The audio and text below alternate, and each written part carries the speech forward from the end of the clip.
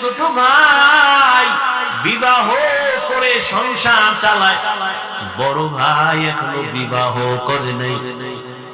ছোট ভাই বিয়া শাদী করে একদিন জিজ্ঞাসা করে, এই মিয়া ভাই, তুমি কি বিয়া করবা না?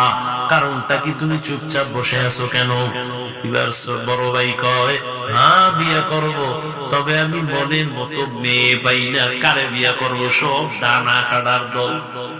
ছোট ভাই ভাবলেন, সম্ভ্রান্ত পরিবারের একটা ভালো মেয়ে চায় আমার ভাই।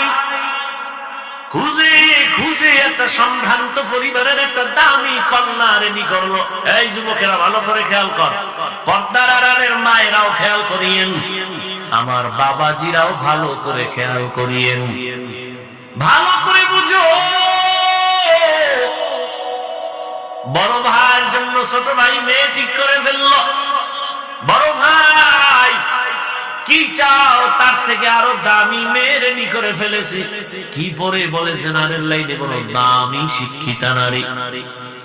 বড় ভাই বুঝে ফেলাইছে, মানে এই ভাই না, এত কষ্ট করে রেডি করলাম, এটা না মানে না, আমি যা চাই তা পাই না। ছোট ভাইকে, তুমি আসলে বিয়েই করবা না? না করবো, তোর কপালে বিয়েই নাই।